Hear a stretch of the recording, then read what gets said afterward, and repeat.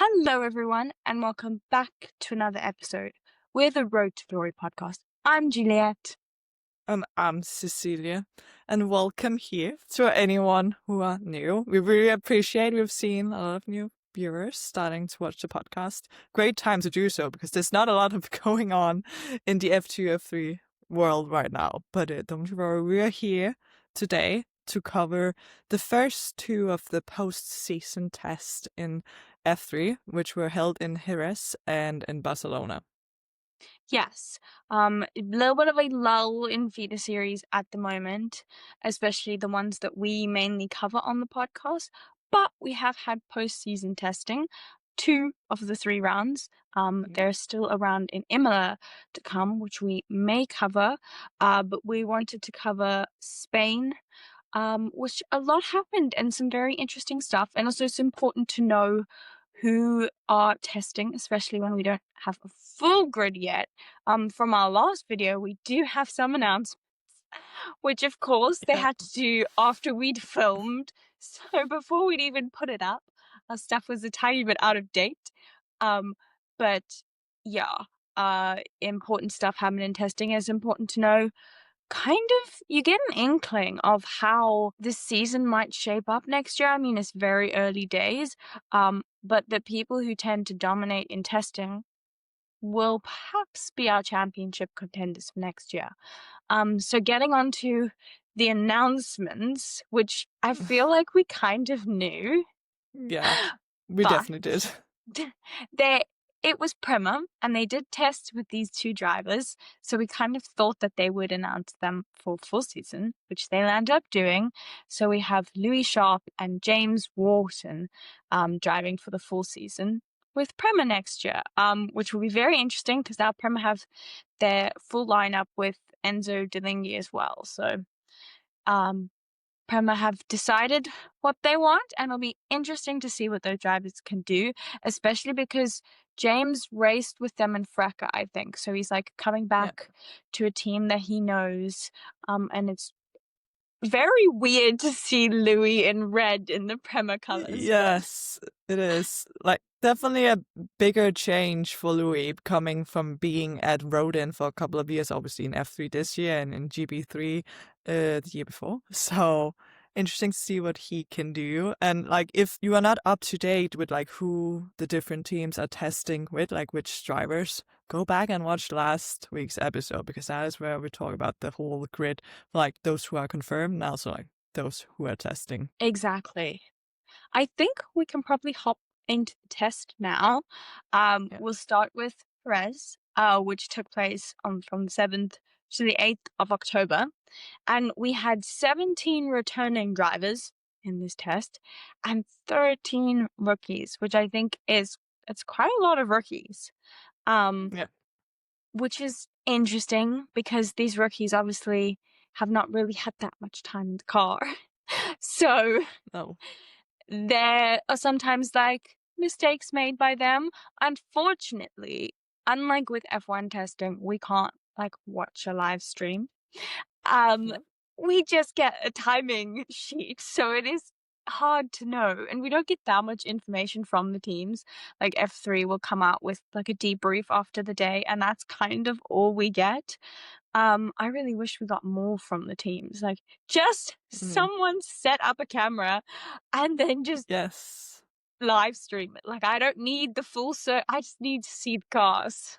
Literally, that is all we are asking for F3, and like F3 teams do give us more content because obviously now that we couldn't actively watch the test because we weren't there, also F3 could also have invited us. We could have live covered it, just putting that out there. We're free. But obviously, since we couldn't do that, we are only basing this episode on like the F3 official reports from each day. So obviously those could be boring to read. So that's why we're here. So you don't have to go through every single report. So we'll give you like the highlights of what actually happened in the tests. Exactly. But as you say, let's get into it. What happened on day 1? And then again, as you mentioned before, testing can be kind of weird to read because you can't put too much into it because obviously you don't know what every team is doing at what point. But nonetheless, if you look back at the test in Jerez last year, it was Nicolas Solov that topped the times. And in Barcelona, it was Mary Boyer, who both were title contenders. So will be interesting to see if the people we are seeing being fastest here this year will be title contenders next year, because it seems like it could be very likely. Because in day one, we obviously had Alessandro Giusti topping the times for MP. And like my first bold question from this test is, will MP be challenging for the championship next year? Because they seem to be on it. And obviously we have talked about Tuka Taponen switching over to MP, which seemed kind of odd for Ferrari Jr., but like maybe they know something because they seem to have pace. Exactly. And I feel like it's been a little bit since we've had like MP really in the Yeah. conversation. So it'll be very interesting to see. And like, do you see in his second season, he showed a lot of promise in his first season, and especially in the first day of the test, topping the time, like is promising. He's definitely someone to look out for. And just like in the feeder series world, I've heard rumblings about him. There's a lot of excitement on his second season. So excited to see what he can do. Yes, definitely. And obviously now we're kind of talking MP down, but they were quietly the third best team this season in F3. So maybe they are definitely moving forward. So it will be interesting to see if they can keep that progression going into the actual season, because this is obviously just post-season test. We are still far away from the actual season next year. Yeah, we've got a long time to go until Australia next Yes, year. it's painful. It's so long. It's so painful and so long, but at least we get this testing, and we should get pre-season testing as well, um, Yes. which also will give us even more of an idea, because these drivers will have had these tests and then pre-season testing, so they'll be more comfortable in the car. Exactly. And some of the main points to like point out about these tests is that usually the teams go for like more qualifying simulation in the AM sessions, like in the morning session, and then we usually tend to see the slower times and also long runs in the afternoon sessions. Yeah. So yeah. Most of the time, you will get a driver setting a great lap in the morning, and then that'll just never be beaten again, because they're not focusing on qualifying runs in the afternoon. But yeah, I feel like there were the usual contenders throughout the day, kind of swapping for top spot. We had like Freddie putting some pace in. We had a red flag with James Wharton in the morning, stopped on track. Who Yeah. knows why? Maybe No. reliability with the car, something went wrong, because it's not a crash. He was just stopped on track. Teofil Nile kind of up there. He got into third, which again, I Yes. think he's someone to definitely talk about, because he had a quietly strong rookie season. So he's definitely someone to look out for. Noah Stromstead did really well. He was up there Woof. before he did in the afternoon bring out a red flag. But Yeah. again, stopped on track. Not Mm, an issue of a driver going into the wall. Um, Jared G was also up there. Like in tests, there's a lot of, they obviously get like pretty much the full day testing. So it's a lot of time for multiple drivers to set fast laps. And it actually is very close. All of these drivers are very, very competitive and at a very high level. So it's kind of like a lot of the time, pretty much anyone could be towards the front, especially with the more experienced drivers. And then sometimes you see rookies coming to the front, and it's very exciting to see. yeah, definitely. And also talking about the red flags from drivers stopping on track in general, especially here in Jerez, it seemed like there were a lot of reliability issues because usually it was just cars stopping on track, which is obviously makes sense because F3 cars are not very used to being run for that long. Obviously, their sessions are usually very short, so it's only really in testing that they have like full days of running. So it could be a reason why, but definitely unfortunate because you never know like whose lap could have been compromised because of a red flag, essentially. And that's just stuff we don't really know because we don't have that much insight into what happened in the test other than who went fastest, basically. Exactly. And I feel like if more people, I mean, there's a lot of interest in F3, but if even more people show interest in these feeder series and demand that we get more information from these Yeah, tests, then we will. So it's up to us and you guys to demand that we get more information, a live stream, sure. us to live cover, as we mentioned. Like, let's do Yes. more because it's very interesting and we don't get enough out of it. No, definitely. We could get way more content out of this. So F3, please listen to us. Everyone, please yell at F3 that we Yeah. need more. Because we actually really do. But again, looking at what happened in the test from what we know, obviously here in day one, if we go to like the afternoon session, it was still MP who was on top, this time with Tuka Tapanen. So definitely a strong first day for MP overall. And then again, also another definitely championship contender for next year. We had Campos right behind them as well, with Ugo showing pace, as you say, as with Theophil Nile, and also their rookie teammate, Ernesto. So could be anyone who will be good next season, but it definitely seems that they are starting on the right foot. Definitely. Overall, especially when we get to Barcelona, Campos do seem to dominate quite a lot.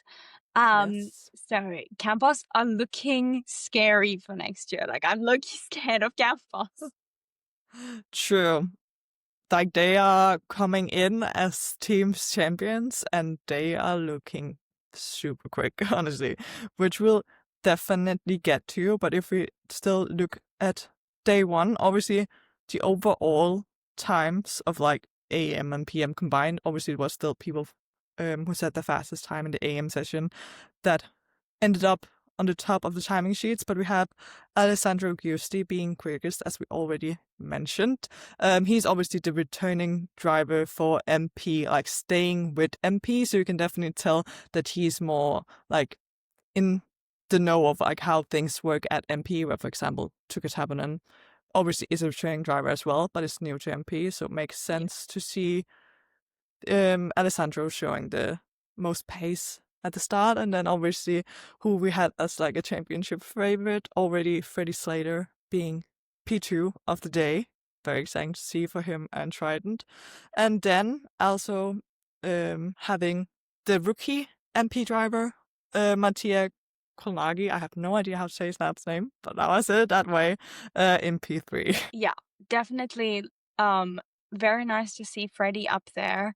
And as you said about Juicy, he's comfortable with that team. He knows how they work. Yes, He's comfortable with the car. Yes, F3 cars are like the same, but they can set them up differently and it all depends on the exactly. team. So I would say that it's good that we're getting obviously Tuka testing so that he can get Yeah. up to speed with this car Yeah. and see what he can do in his second season. And before we move on from day one, there's one thing I want to note, which is annoying me because it's confusing, and that is the whole rookie situation. We've talked about last episode, like who counts as a rookie, and do we need to have more levels of rookies? Obviously, with Yeah, drivers like Freddie, because it seems like F3 themselves can't even agree on what a rookie is. Because if you look at the timesheet from day one, Freddie Slater is not listed as a rookie. Like the first rookie is listed as Mattia. But then when you go to day two of the test, Freddie is listed as a rookie. So can they make up their mind? is Freddie a rookie or not? Freddie, can you tell us? Are you classified Yeah, as a rookie or you're a returning driver even though you only did 2 races? Like, like, we need to know. we do, because this is so confusing. It is, and like I personally would count him as a rookie, Me too. but then again, yeah, there is the like again, is it official rule or is it not an official rule like in F1? Like if you have done 2 races, then you're not a rookie anymore. Like is that a thing in F3? Because apparently they don't agree with themselves on it in these Or like in timesheets. F1 Academy, where if you've done 2 race Yeah, weekends, it counts as a full season and then you can only do another one. So like, what? exactly. Can we Like it stop with makes no these sense. stupid rules?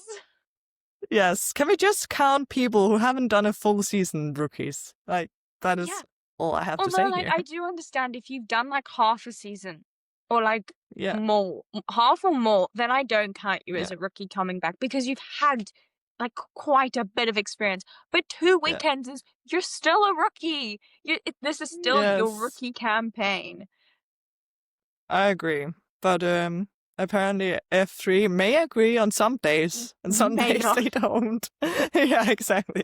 We'll have to wait until next season. Because Yeah. also, like, imagine if Freddie goes on to win next year, like the Drivers' And Championship. Will he be counted as a rookie champion or not? it's his Like, rookie that's just season. wrong. Exactly. Like, that could lead to some super stupid stuff. Like, Controversial opinions out there. If you don't think it's, tell us what you think, because I think it'll yes. be Freddie's rookie season. I agree. I completely agree. But the only thing I have to mention about the one before we can move on is that not only was Alessandro Giusti the fastest driver, he was also the one to put in the most laps. So definitely good to get in some good experience, some good data for the team. And on the other side of that, we had rookie driver Kanato Lee for ART, um, fulfilling the least amount of laps with only 37 across the full day. That's not a lot, actually, if you think how long No, the day is. exactly. And as a rookie driver, you really want to get that mileage and experience. So, not off to a good start for No. Kanato, unfortunately. Luckily, they don't race at this circuit, so it's not like they have to know Yeah, the circuit like the back of their hand. Um, no, but it's still a good idea of what you can do in the car. Like, this is for feeling the car. This is not necessary for getting to know the circuit. no, exactly. It's just like a one off kind of thing that a circuit they only use for testing in F3. So, again, won't matter too much. But we go into day 2 still in Jerez, and now we get into the Ugo and Campos dominance that we will see for the rest of postseason testing so far. Because obviously, Ugo put in the fastest lap. Ugo was like, I need one day to just figure out Yes. this car, right? Because I'm Mm. switching over from Prema. And then now that I'm comfortable in this car, good luck to everybody else because I will be dominating. Yeah, I think it was a very important test for Ugo because obviously he went into F3 this year with Prema being one of the title favorites because he is a driver that is talented and he had a lot of hype surrounding him. And perhaps because of Prema's lack of performance, he has had an off season, you can very much say. Like, it did progressively get better, but he didn't even get a single win in his rookie season, which I feel like everyone pretty much were expecting. So it was definitely important for him, both for himself and for everyone else, to see that he hasn't like lost the talent he has. Like, it was important for him to get up to pace and like show that he still got it. Like, he can be at the top in F3, and he will be an interesting driver to see what he can do at Campos next year for sure. Definitely. It was disappointing that he had not the best rookie campaign because he came in Definitely. with so much hype, as we mentioned. Like, even me, because I had known him, being a Yeah. McLaren fan, I expected quite a lot from him, and he was also amazing in all of the other series that he'd done. So I'm really, really excited to see him now kind of start to dominate, especially, coming into your second season, the more experienced driver, you just tend to have a better season. I mean, let's Yeah. ignore last year being won by a Yes. rookie. Exactly. Like this year by Rafa Camara, it is unheard of that he Yeah, dominated the way that he did. Obviously you do have rookie champions, that is something we yeah, often see, but like not in the way we saw this year. So I would be surprised if we got that again next year. If we did, it would definitely be probably a Freddie Slater, yeah, but that awaits to be seen. yeah, Ugo is definitely a strong contender for next year. And also, like, now we hyped up MP for day 1, but here in day 2, Ugo was pretty much 7/10ths quicker than the fastest time for the day before. So, fastest time of the test overall, yeah. definitely showing some real pace.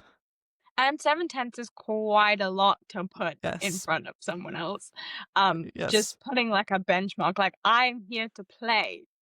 yeah.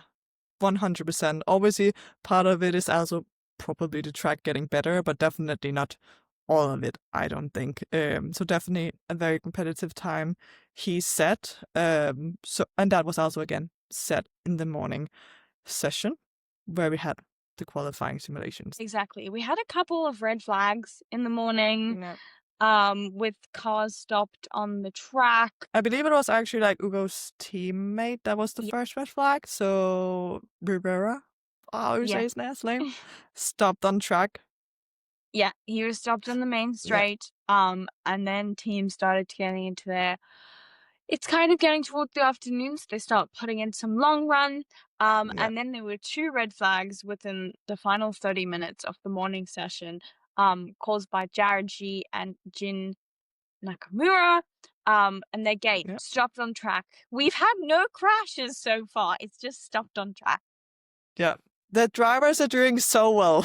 Like, good for you guys. Yay! Definitely. Very proud of you.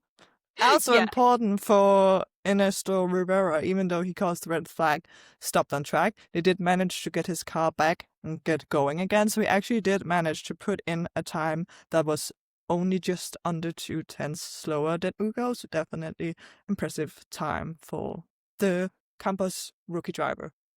yeah, agreed. And then afternoon session. Honestly, I feel like when you look at the official F3 report, they're just like, we don't really care what happened now. It was long runs. Like, it is so short, the segment they made about it. There were a couple of red flags as well, but like, nothing much really happened other than it was actually Rivera that was fastest in the session. So again, we saw, even though the focus had switched to long runs, it was still Campos that were the dominant team and like the team to beat.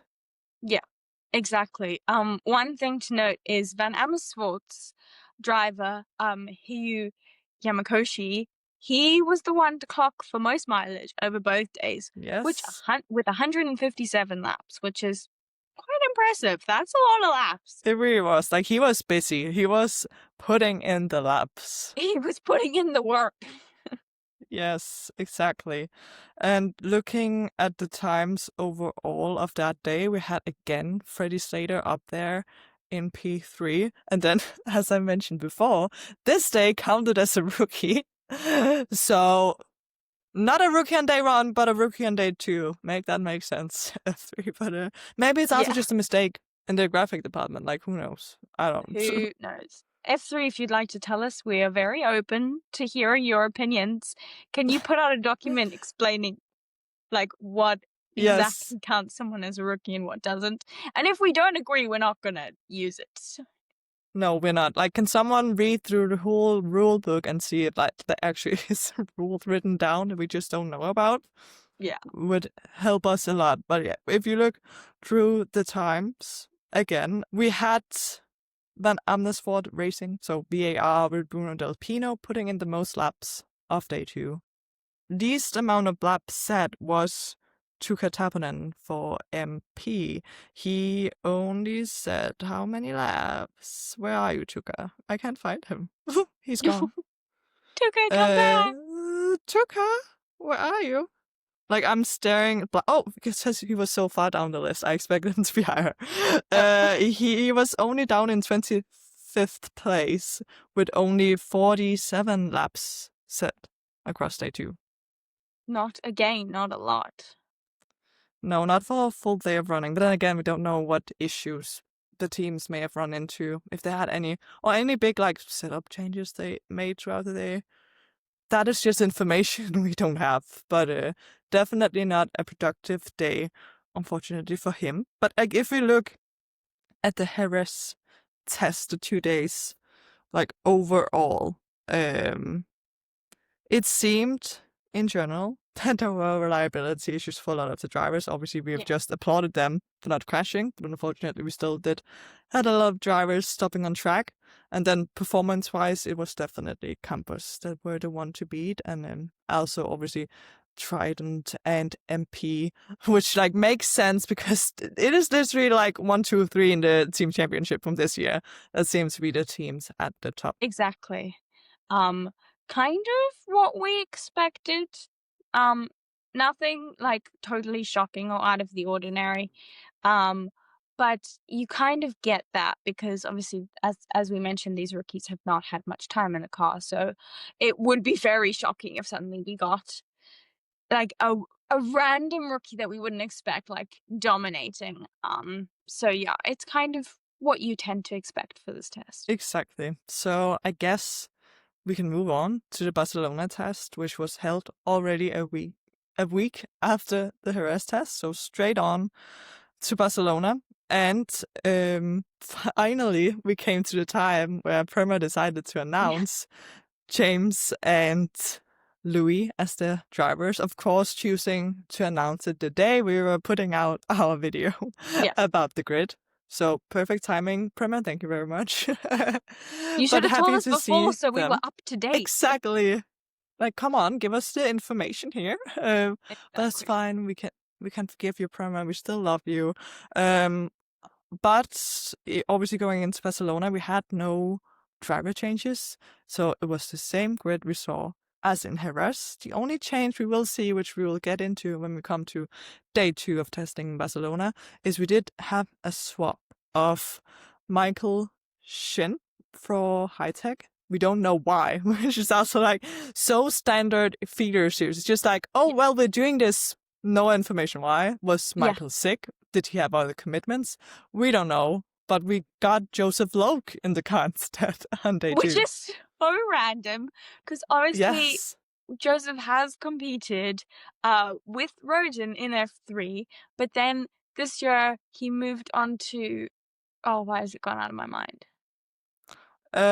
He moved on to like the GT World Challenge. He's now Yes. like a McLaren Pro Junior driver. So not to be confused with the McLaren F1 Academy, but like still associated with McLaren.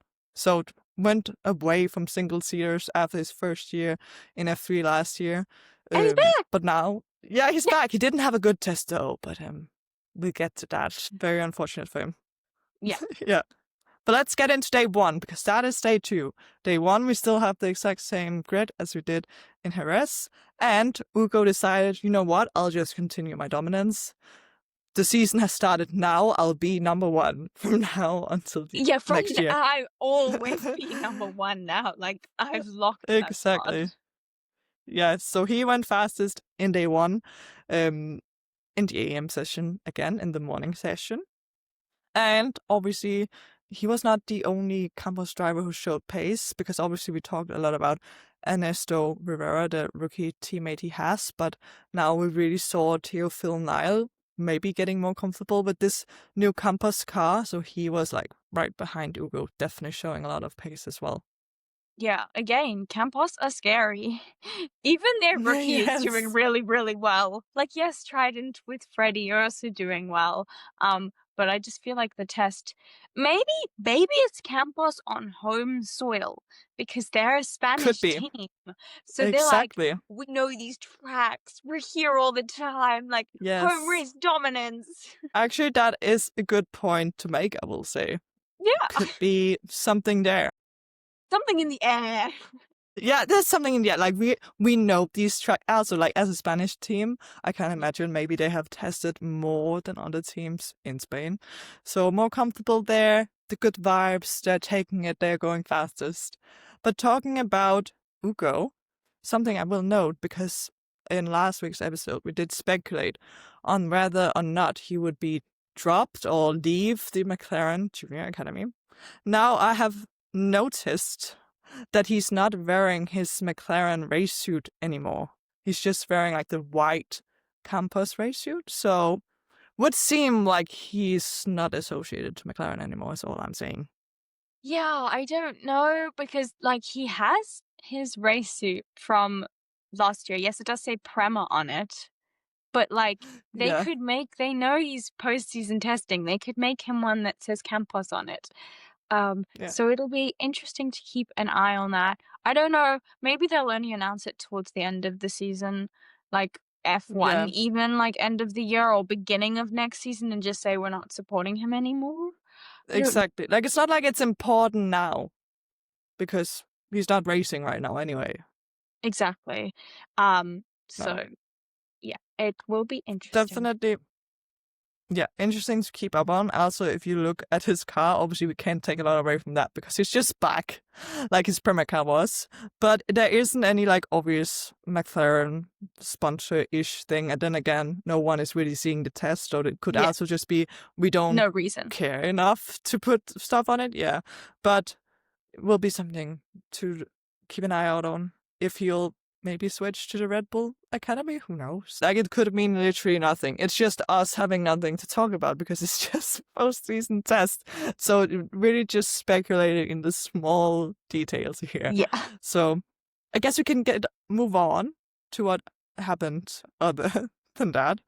yeah. Um, so in the start of the morning session, we had MP wanting to like show their pace again with like pretty much the whole trio of their drivers putting in the initial quick laps. So filling out the top three again with Alessandro leading the way as the more experienced of the MP drivers at that team. Bruno also joined them, and I thought that was really cute because he I was about to say that. Yeah, he still wants to be a part of the MP family. He's like, all the MP drivers are there. I need to be there too. So he slotted into P2, I believe. Like he just wanted to like be part of it now that he's driving for the other Dutch team, VAR. He's like still part of the MP family. exactly. So that was very nice to see. Yeah. But then we had our first red flag of the day. With Michael Shin stopped on track. Again, just like stopped on track. We don't really have any information on why, really. But unfortunate to see. Exactly. The Prema boys, who are now officially confirmed, Yes. Louis and James were also up there getting some good laps in. Um, Again, Ugo not leaving the conversation, staying relevant, also setting some good laps. And Yeah. Noah as well. I feel like Yes. maybe we will see Trident dominating a bit more when they're on home soil in Imola. Yes. There's something to They watch have out. been, yeah, they're waiting for Imola. When this episode comes out, I believe they are currently doing post-season testing in Imola. So maybe like the Italian area will get those drivers to really perform. Because I feel like Noah was also one of the drivers who did perform well in the test, but he went kind of under the radar because he never was like right at the top of the timing sheets, even though he was close to it, obviously. But then again, Trident, it's not really necessary for them to put in the fastest laps because it's just postseason testing. So Exactly. have to wait and see what will happen with that. But I can definitely see that they would be performing better in Imola, maybe Yeah, being their home track. exactly. And in my notes, as you mentioned Prema, as we also talk about Italy, I wrote my traditional line that I feel like I've repeated so many times in this podcast, but is Prema back? And every time I have to mention it whenever they are performing just slightly well, because I'm very hopeful that they'll at least be better next year because they Yes. can't be performing as bad as they were this year because they did progressively get better. We have to remember that. So if they can keep up that progression, they can get back up close to the top, but definitely not a good start to this new car era of F3 for them. No, definitely not. But they're showing some pace during the test. And Yeah. like I feel like it's sometimes like this with Italian teams, like with Ferrari, you're like in the dumps and it's like, oh, something shows and we're so back, we're so back. That's us with Prema. Yes. Literally every single time. We're putting the good vibes out there and not cursing Prema, but really Nope. hoping that we can have a better season next year. Yes. It awaits to be seen, but it will be interesting. Also, obviously, they have decided to go for 2 returning drivers this year, where it was the other way around. This year with 2 rookie drivers, we only have 1 rookie in F3 this season, and it was also like a rookie that is performing very well in Freka, I believe. So will be interesting to see what those 3 drivers can do for Prema next year and if they can move forward with the team. Exactly. But going back to what actually happened in the test, um, I don't think a lot else happened in the AM session. Obviously, it was where most people went quickest. Rodin finally showed some pace as well, which has definitely been lacking slightly too. Yeah. So good to see them going out as a trio again. I feel like what's with postseason testing is like they're going on the exact same plan at the exact same time, all three drivers, and then they just put in times that are very close to each other. So we obviously had Rodin being inning up 4th, 5th, and 6th in the test, which is good for Rodin, I think.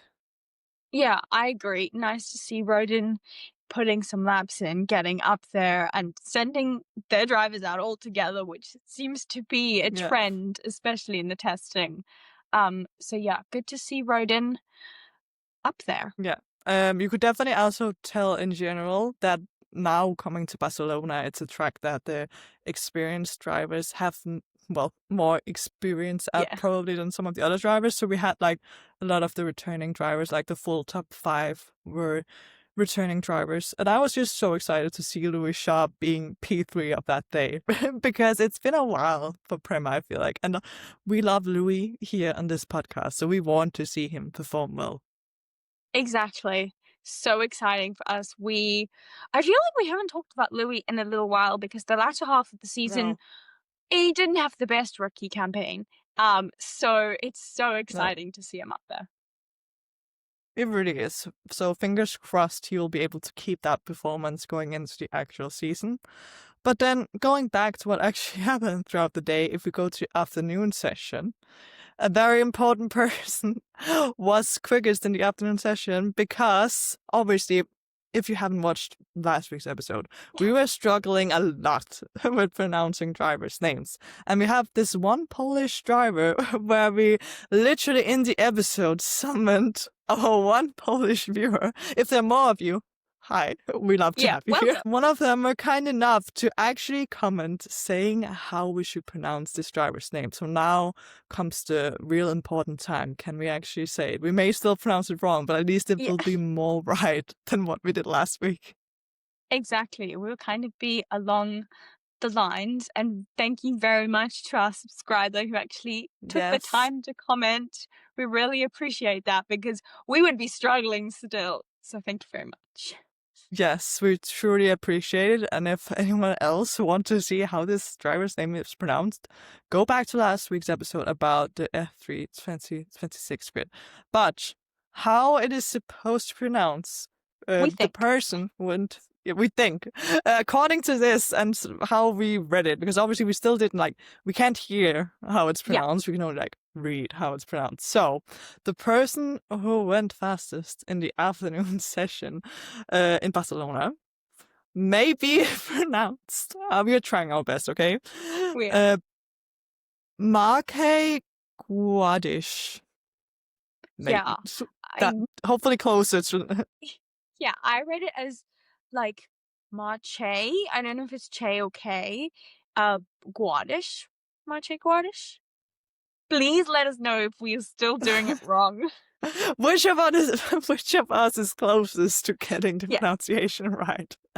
Let us know. Or maybe we are both off still, but at least I think we are closer than we were last time. So what I would say is Marque Guadish. Yeah. Exactly. Maybe we just have to say it quicker. I think it's because we're overthinking it as well. You can't hear if we're saying it slightly wrong if you say it quicker. So of the afternoon session, it was Marque Guadish that went fastest for ART. Super exciting because we haven't seen anything from ART so far, but they were looking pacey in the afternoon session. Yeah. And also Jared G went second for Dams, which again, Yeah. very exciting to see him up there and Dams having some pace because we know Dams have struggled in their rookie season. So Yeah. these tests are very important for Dams as well. For sure, because obviously as a new team, even though they have competed this past season, they are still more new to the game than everyone else. So definitely important for them to figure out this car and hopefully they'll be able to perform better next year. A lot of stuff happened I was about to say. It didn't really. People went out for long runs and showing some pace. The one thing I want to notice is we actually did have our first red flag that wasn't caused by just like car stopping.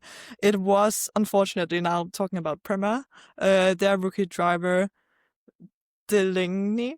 I can't pronounce his name, but Enzo Delaney, Deligny, something. Oh, I think you I might don't be speak right with French. Delaney. Why have I feel like I've heard Delaney? But I It just feels right, but I don't think it's yeah. the French pronunciation. That's the problem. Neither of us are And French he is though. I French. said Delingy, so No. I'm very off. Well, none of us know. And also, like, if I was supposed to pronounce it in, like, if I read the letters in a Danish way, I think I would be way off as well. Yeah. So, Enzo, let's stick with that. That is the easy part of his name. He spun out, causing a red flag because he did get gravel onto the circuit. So, unfortunate for him, but obviously, rookie driver testing out the limits, those kind of things happen. Yeah. And he did make his way recovered to the pit lane, so at least there was Yeah. that. But yeah, our first kind of big driver mistake that caused a red flag. Yes, and obviously we had Makai being P1 in the session, but Campos was still like, we still want to be up there. We still want to show how dominant we are. So they did put themselves P2, P3, and P4 in the session, with Ernesto this time leading the way out of the trio. And one thing to note at the end of this day was after they have their technical inspections, Yeah. car 12 was found underweight and all of its lap times from the afternoon session were deleted. Doesn't really do anything, it doesn't matter No, if it you doesn't suddenly are at matter. the bottom. Like, it's not like there's Yeah. anything related to it. But No. maybe they just use too much fuel, or something like that.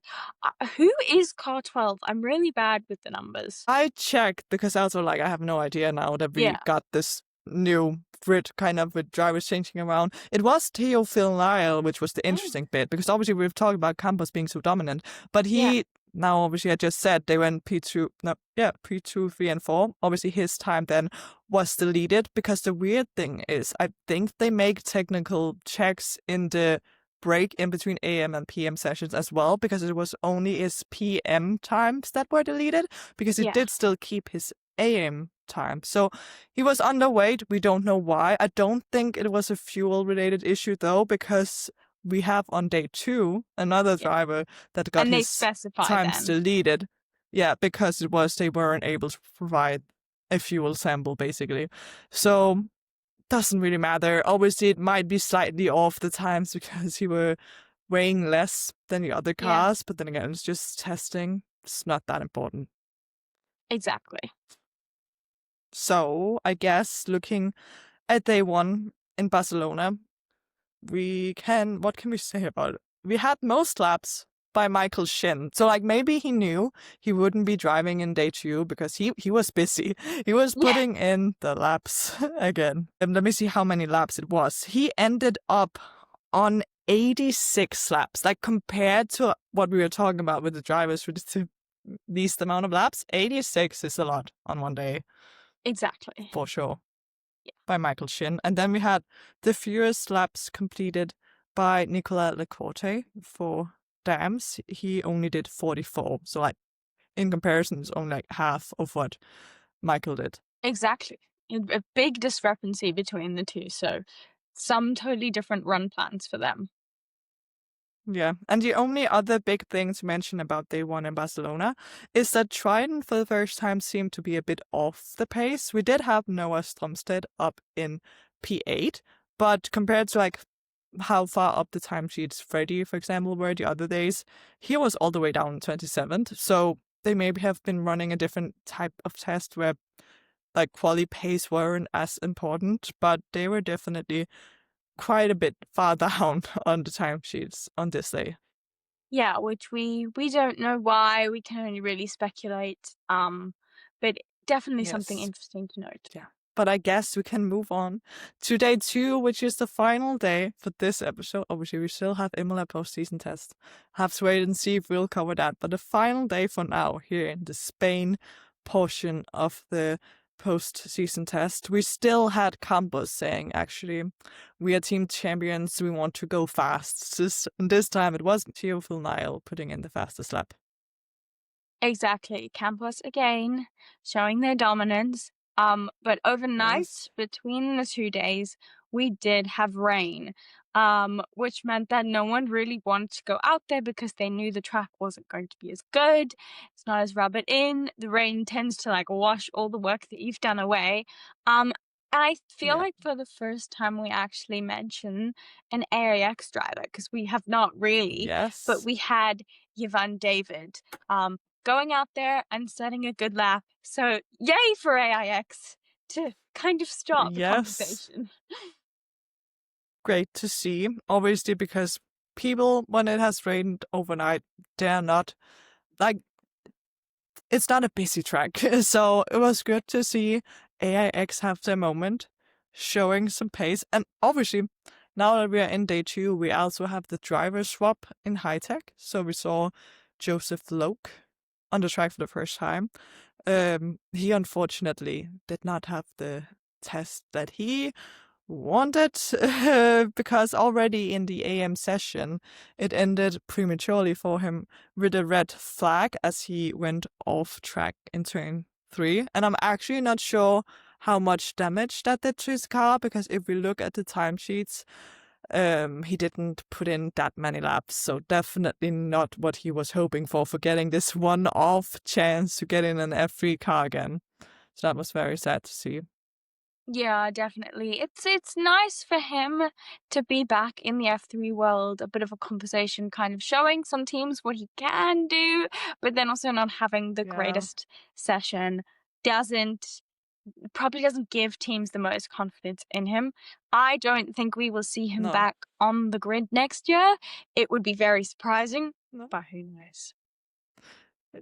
Yes, because obviously before he had his off moment, he wasn't able to really put in that fast time. So I would be surprised if it had been enough to like impress another team to like get him the seat. But yeah, who knows?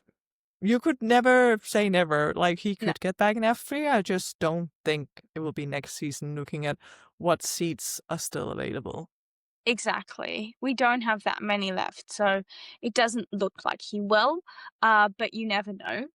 But speaking about the morning session in AIX, we also saw again in the conversation, Brad Benavides kind of really saying Yes. like, I am a third season returning driver. Like I will be putting in some good laps now and getting myself in the conversation because he was putting some great laps in. Yeah. Yes, Brad is definitely an interesting driver, because even though he drives for AIX, where you usually think he wouldn't be close to being a title contender, he still very much could be, obviously being very much the most experienced driver in the field, because for those who don't know, he did move up to F2 a couple of years back, then did, I believe, Euro Formula Open something series, some other single-seater series, and then went back to F3 again. So very odd route in feeder series he has had, Yeah. but definitely showing some pace in the AIX that we haven't seen that much from other drivers. So he'll be a driver to keep an eye out for next season for sure. Exactly. And I think it was following the morning session where we got the technical inspection and car 19 Yes. failed to provide a minimum requirement of fuel. So they did not have enough fuel left in the car. And then all the lap times from the morning session was deleted. I feel like you will probably And know who car 19 is. Who is that? yeah, I was about to say, to clarify who car 19 is, it was Alessandro Giusti for MP. So it kind of seems like it's the top teams that are Yeah. fiddling around with testing out the limits and how much they can get away with. Unfortunately, they did not have enough fuel in the car, so his times were deleted. Yep. And I think that covers our morning session very well. Yes. Afternoon, again, it's the long runs, so we don't necessarily have like too much going on. We saw Taito Kato getting some good laps in for ART again, who we haven't really mentioned Yes. a lot. The Prema Trio went out, and Brad again also doing some good laps. And someone who we haven't really mentioned was High Tech's Finn McLaughlin. So that was really nice to see him because, as we mentioned in our previous Yes. episode, he literally came out of karting at the beginning of the year. So very interesting to see him. Nice, putting in some good laps. Because F3 must be a totally different world for him. Exactly. It is a steep learning curve he has in front of him, and it's good to see that it hasn't ended in tears yet. It's Yes. going okay so far. Will be interesting to see as well how he progresses into Imola. But honestly, I don't feel like that much happened in No. the afternoon session because obviously it was long run, but then for ART, actually, Tato Kato wasn't that far off the fastest time from the AM session, so it was definitely kind of split what people's focus were on, where you can, that's also why we sometimes say testing, you can't use the time for that much, because who knows, maybe here in Barcelona, ART went in with a plan that they wanted to be seen at the top of the time sheets in the afternoon, now that they had 2 drivers in the afternoon session on day 1 and day 2 topping the timesheets. So maybe they're doing something slightly off to what the rest of the field were doing. Exactly. Again, we don't get a lot of information. We don't know. We're just speculating and assuming. But yeah, I think that Yeah. kind of wraps up the tests, the postseason tests Yes. in Spain. Um, Again, as we mentioned, there is one final postseason testing in Imola from the 21st to the 22nd of October, which is like when this episode is going out. Um, Yeah. so yeah, we might be covering it, we might not. We haven't really planned our schedule yet. Let us know what you want to see. Do you want us to cover it? Do you want us to talk about specific teams? Do you want us to talk about specific races? We're really open for any suggestions, really. Yes. The only thing that is for certain, is for sure, is that there will be an episode, so don't worry about that. It just depends on like what you want to see. So definitely let us know, because as this episode goes out, as the test is going on, we still have time to like adjust what we're planning to do for next week's episode, if it will be on the test, or if you like, please don't, this is too much testing. We Fine. obviously won't be covering it. Yeah, we'll do something else. Like, we have Yeah. plenty of stuff to do. We have our own ideas, but we are also always open to new ideas from you guys. So definitely hope you enjoyed this episode, even though testing can be kind of boring. We're Yes. happy that you stuck through. If you're still here, we Yes. appreciate you 100%. If you're not following us already on our social media, you are missing out, because obviously we do make exclusive content for Instagram, TikTok, sometimes Twitter or X as well. So go down to the description, find our links to wherever, follow us everywhere to keep up to date. And yeah, we hope you enjoyed this episode and that you'll come back next week. Yeah. Thanks so much for watching, and we'll see you next time. Bye. Bye.